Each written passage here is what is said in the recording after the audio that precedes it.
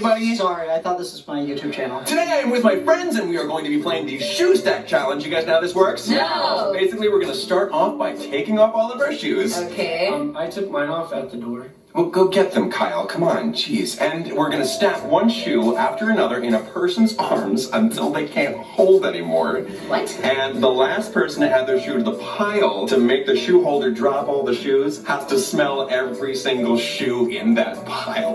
I'm not smelling anyone's shoes. Yeah, me neither. Guys, come on. What if the shoe holder decides to intentionally drop all the shoes to make that shoe stacker smell all of the shoes? Well, I would hope that you all are good people and you will respect the rules of the game. You shouldn't. Okay, Dariana, you're first. Nope. Not touching anyone's shoes. You got it. It's the games. This does not sound like a fun game. Well, I didn't think of anything else to do today. So. Clearly. Yeah, it sounds like you just wanted to play Jenga, but you decided to shoehorn a couple other elements into it. Well, maybe, but we still Shoehorn? No, yeah, I got it. But, you know, we still gotta play the game, so... Listen, why don't we come back when you have a plan that's a little more ironed out and doesn't involve smelling other people's shoes? Okay, I guess. Bye, everyone. Thomas, I trust that I don't have to explain to you just how weird that was. I know, Logan, I know. Not one of my better game ideas. I'd say so. Where on earth did you come up with that? My house. Of course. How did you come up with that? Ah, man, it just came to me. Right after I asked my friends to come over and I hit record on that there camera. What? You've known that you had to make a video today? Yeah. I did know that. Okay, so what is this about? I don't know. I guess I just wasn't feeling it today. Feeling what? And do not say motivated. That is what I thought you were going to say. Thomas, didn't we work through your motivation issues on February 28th of last year? Planning was the key to helping you. You're right. Well, now you're just pandering to my fondness for being told that I'm right. You're right! Looks like I need to buckle down and work harder to plan things out in the future. If you all find yourselves lacking motivation or procrastinating... Okay, now you're just recycling the very same monologue that you delivered at the end of the losing motivation video. You can click here to see that. Ah, you got me again. I guess I lacked the motivation necessary to write a unique conclusion for this video. Or the motivation necessary to write a more subtle joke, apparently. But it'll be better. From here on out, it was just today. Today was a flute. You mean a fluke? A flute is a wind instrument and a fluke is an unlikely occurrence. Ah, knowledge. That's why I love you, Logan. Today was a fluke. Unacceptable, Thomas. I will not have you lying to yourself. You called? Get to see! Get out! Leave me alone, you slippery snake! Oh, really? Double birds? See what happens? Yeah, he's a slimy boy! Right, well, a slimy boy, Logan! I think his scales are just smooth. To the best of my knowledge, he does not excrete slime. No, okay, what if I really, sincerely try to plan and get motivated? With all my heart. You can tell yourself that all you want, Thomas, but I think there's something more at the core of this issue. Maybe it's time that we take a look at the bigger picture here. You're talking about that picture? Yes, I still don't quite understand it. I just liked it, Logan. I don't know why you're so confused by it. Like, this is like the 7th time you've asked about it. Never mind, it doesn't matter. Now that we've looked at that, let's return to the task at hand. Although, the big picture has me thinking, if you fully understand what it's all for, could that be enough to motivate you? What do you mean by it? All of it. Everything that you do. But in order to look at that, we will need Roman. Whoa! You suck at summoning, Logan. You pulled my hair! I apologize, I usually don't call others in. Typically I can just work things out on my own. And yet this time you called someone. And it was Roman? Oh, I know. 2 tickets to Surprise City, you and me, right? I get the window seat. You encompass many of Thomas's hopes and dreams. It would be foolish not to include you in a discussion concerning Thomas's hopes and dreams. Yeah, I'd appreciate it if you didn't talk about me behind my back. Oh, I wouldn't talk about you behind your back. You would still hear everything I was saying. I would talk about you in another room.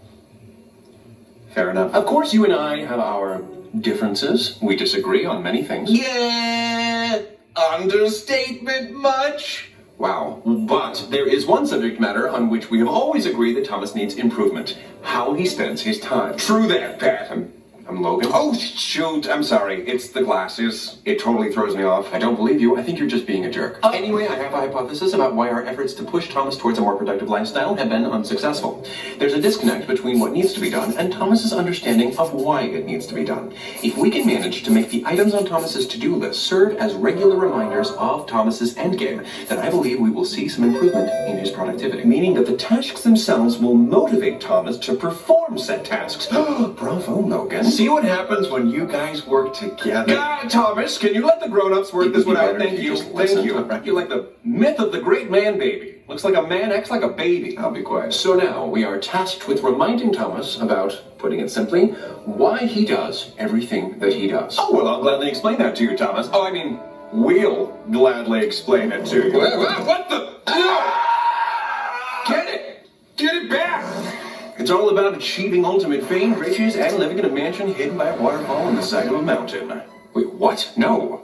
Apparently our viewpoints do not align as much as I thought that they did. Oh, I'm sorry. What aspect of that picture that I just painted didn't sound perfect? For starters, financial security is nice, but the term riches doesn't have any set value. That makes riches a potentially unattainable goal. A millionaire doesn't look very wealthy standing next to Oprah Winfrey. Every time we reach a predetermined goal, we may very well decide that said goal isn't rich enough. That's the danger with pursuing riches. It can be defined in almost any way. Totally. I mean, in The Witcher 3, if you wish for Master Mirror to make you rich, he only gives you like 5,000 crowns. Like, that's rich, Master Mirror? It costs like 2,000 crowns to get a good piece of armor.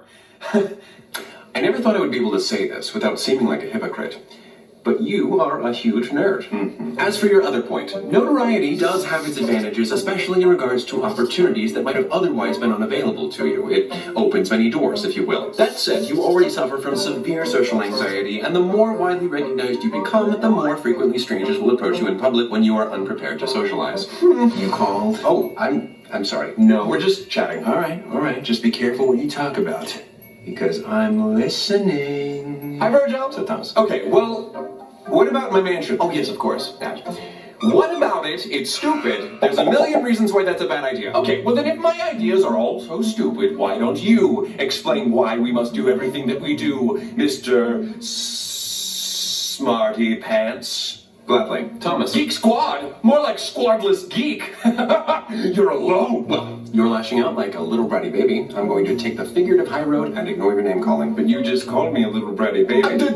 Thomas must do everything that he does in the sole effort to sustain a viable lifespan conducive to the human body. What? Boo! You don't want me to live a long, healthy life? I mean, like, sure, whatever, but like, why? What is it all for? For that purpose alone. Life is an astronomically unlikely privilege and it should be taken very seriously. You must handle yours responsibly. To borrow some of the words of Alan Moore, in human coupling, millions upon millions of cells compete to create life for generation after generation until finally, against unfathomable odds, it is you, only you, that emerged. To distill so specific a form from all that chaos, it's like turning air into gold.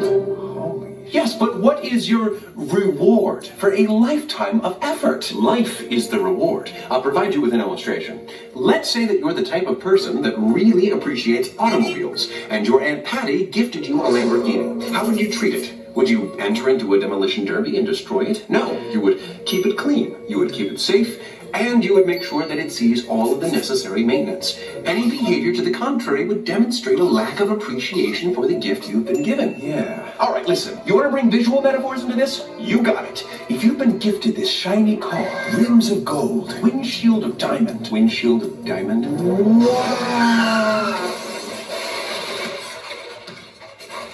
Oh, yeah, that didn't sound like a very functional design plan. Are you going to tend to it, protect it, and never actually take it out on the open road? Are you going to keep that noble steed cooped up in the stables for the entirety of its existence? Yes? No! You're going to saddle up, see the sights, and ride it into the night! You're mixing metaphors. We're talking about a car, not a horse. Okay, Logan, a car, your example, is a man-made method of transportation, meaning it is designed to take you where you want to go. It's not a trophy, it has a purpose. Your body should be treated the same way, as a vessel that takes you where you want to go in life. Never failed to impress myself. Well, the car in your illustration just crashed, so I don't think it will be taking you very far. Also, you spoke of how our existence, in exactly the form that it's taken, is a miracle, right? Yes. We beat the odds. Sure. We won the friggin' existential lottery. I hope you know that my agreeing to a point that I made is not a win for you. If we're so lucky to be here, then why should we play it safe now? Expand on your rhetorical questions, please. What do you mean by playing it safe? Play it safe, you know, like settling for a life that's just fine. You talk of maintaining this life that you've been given, and that's the point of it all, but the point of life can't just be effort for effort's sake. That effort should go towards reaching some sort of peak. Some sort of beak? What? No. Oh, like climbing a tall tree all the way up to a bird's nest. Birds have beaks, and from there I will be able to take flight. You know what? Sure. You took the long way around, but we got there. A high point. Everyone's got a dream. We all remember the song from Tangled. And they're typically not easy to achieve. But we cannot let that be a deterrent. And we can't take half measures. We must hone our craft. Or crafts if you want to be a Renaissance man, Thomas. Maybe. Everything we do must be in service to realizing our dreams. Everything he does can't be in an effort to realize his dreams. What about eating? Thomas isn't Pac-Man. He can't eat his way to victory. That does sound awesome, though. May I try it? And as far as reaching your peak is concerned, it's beak. Whatever. There is always a chance that something will bar us from crossing the metaphorical finish line. Yes, we're lucky to be alive in the first place, but luck runs out. This life is uncertain. We can't accurately predict each twist and turn like we might be able to if this was a scripted series. Nods in agreement. Thomas, that wasn't dialogue. What? Oh, one thing that is well within Thomas's ability is keeping his body healthy, so that should be the priority. Pursuing your passions is all fine and good, but at the end of the day, you must come first. The human being, not some hypothetical best-case scenario. Wow, someone doesn't like happily ever afters. Okay, pain in the Nexus instruments. What does Thomas putting himself first mean to you? I'm glad you asked, you quixotic, quarrelsome,